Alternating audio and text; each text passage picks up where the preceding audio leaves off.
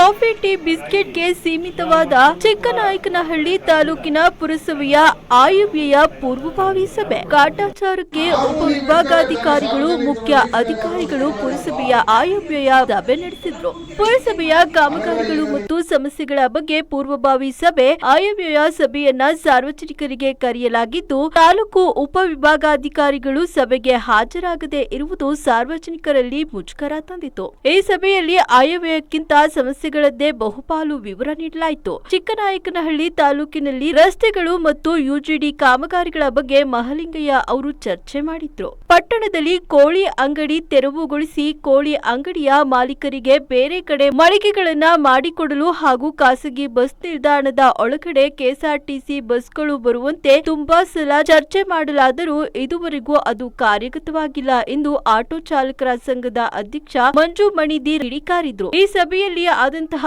ಯಾವುದೇ ತೀರ್ಮಾನಗಳನ್ನ ತಿಳಿದುಕೊಳ್ಳದೆ ಸಾರ್ವಜನಿಕರು ಬೇಸರದಿಂದ ಹೊರನಡೆದರು.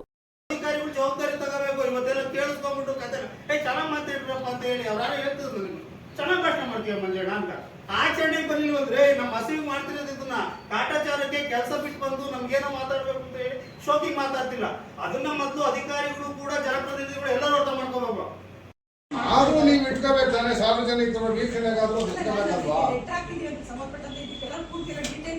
ಆಮೇಲೆ ಈಗ ನಿಮ್ಗೆ ಇದೇನು ಮೀಟಿಂಗ್ ಕರೆದಿದ್ದೀರಿ, ಅದು ಯಾವ್ದೋ ಫ್ಯಾಕ್ಟ್ ಅಂಡ್ ಫಿಗರ್ಸ್ ಅದೊಂದು ಕಾಪಿ ಕೊಟ್ಟಿಲ್ವಲ್ಲ ನಿಮ್ಗೆ? ಪೂರ್ವಭಾವಿ ಸರಿ, ನೀವು ಯಾವ್ಯಾವ್ದಕ್ಕೆ ಎಷ್ಟೆಷ್ಟು ಅನ್ನೋದು ಒಂದು ಅಂದಾಜು ಮಾಡಿರ್ತೀರಲ್ಲ, ಅದೇನು ಪರ್ಮಿಷನ್ ಅಲ್ಲ, ಆಮೇಲೆ ಮಾಡ್ತೀನಿ. ಅದಕ್ಕೆ ಯಾವ್ಯಾವ ಇದಕ್ಕೆ ಏನೇನು ಮಾಡಬೇಕು ಅಂದ್ರೆ ಅಂದಾಜು. ಗೌರ್ಮೆಂಟ್ ಬಸ್ ಮಂಜಣ್ಣ 20 ವರ್ಷದಿಂದ, ನಾನು 25 ವರ್ಷದಿಂದ ಆಟೋ ಓಡಿಸ್ತಾ ಇದ್ದೀನಿ. 20 ವರ್ಷದಿಂದ ನಿಮ್ಗೆ ಸಮಸ್ಯೆ ಇರ್ತದೆ, ಕೋಡಿಯಾಗಿ ಸಮಸ್ಯೆ. ಸರ್ ಅವ್ರಿಗೆಲ್ಲರೂ ಒಂದು ಜಾಗ ಮಾಡ್ಕೊಡಿ, ಅವ್ರು ಬೇರೆ ಕಡೆ ಅಲ್ಲಿ ಜನಗಳು ನಿಂತ್ಕೊಂಡಂಗೆ ಬೆಂಗಳೂರು ಕಡೆಯಿಂದ ಈ ಕಡೆಗೆ ಹೋಗೋ ಜನಗಳು ರೋಡಲ್ಲಿ ನಿಂತ್ಕೊಂಡ್ರೆ ಹೊಸದುರ್ಗ. ಆ ಗೌರ್ಮೆಂಟ್ ಬಸ್ ಅನ್ನ ಅಟ್ಲೀಸ್ಟ್ ಒಳಗೆ ಬರೋಣ. ಖಾಸಗಿ ಬಸ್ ನಿಲ್ದಾಣದಲ್ಲಿ 3 ಬಸ್ ಇರೋದು. ಅವ್ರು ಹೇಳ್ತಾರೆ ನಾವೇ ಬರ್ಕೊಡ್ತೀವಿ, ಗೌರ್ಮೆಂಟ್ ಬಸ್ ಒಳಗೆ ಬರಲಿ ಅಂತ. ಯಾಕೆ ನೀವು ಅದ್ರ ಬಗ್ಗೆ ಯಾರು ತಲೆ ಕೆಡಿಸ್ಕೊಳ್ತೀರಾ? ನಾನು ಆಗಸ್ಟ್ 15 ಇದೇ ಮೀಟಿಂಗ್ ಅಲ್ಲಿ ನಾನು ಬಂದು ಹೇಳಿದ್ದೀನಿ, ಇದೇ ಟೈಮಲ್ಲಿ ಯಾರು ತಲೆ ಕೆಡಿ ಒಂದ್ ದಿವಸ ಬಂದಿಲ್ಲ. ಮೂವ್ಮೆಂಟ್ ಅವ್ನು ಮುಂದಕ್ಕೆ ಬರ್ತಾನೆ ಅಂತ, ಇವನು ಮುಂದಕ್ಕೆ ಬರ್ತಾನೆ ಅಂತ, ಅವನು ಹಬ್ಬ ಹರಿದಿನಗಳ ಜನಗಳು ಓಡಾಡಕ್ಕೆ ಆಗೋದಿಲ್ಲ. ಅವ್ರಿಗೆಲ್ಲ ಒಂದು 5 ಅಡಿ 6 ಅಡಿ, ಒಬ್ಬ 10 ಅಡಿ ಹಾಕೇನೆ, ಒಬ್ಬ 20 ಅಡಿ ಬುಕ್ಸ್ ಅಡ್ಡೆ ಕಟ್ತಾರೆ. ಈ ಕಡೆ 1000 ರೂಪಾಯಿ ಬಾಡಿಗೆ ಕಟ್ತಾರೆ. ಯಾರು ಅದಕ್ಕೆ ಜವಾಬ್ದಾರಿ ರೋಡಿಗೆ ಬಂದ್ರೆ?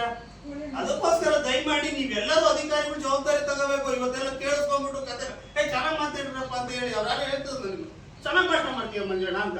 ಆಚರಣೆಗೆ ಬರಲಿಲ್ಲ ಅಂದ್ರೆ ನಮ್ಮ ಹಸಿವು ಮಾಡ್ತಿರೋದನ್ನ ಕಾಟಾಚಾರಕ್ಕೆ ಕೆಲಸ ಬಿಟ್ಟು ಬಂದು ನಮ್ಗೇನೋ ಮಾತಾಡ್ಬೇಕು ಅಂತ ಹೇಳಿ ಶೋಕಿ ಮಾತಾಡ್ತಿಲ್ಲ.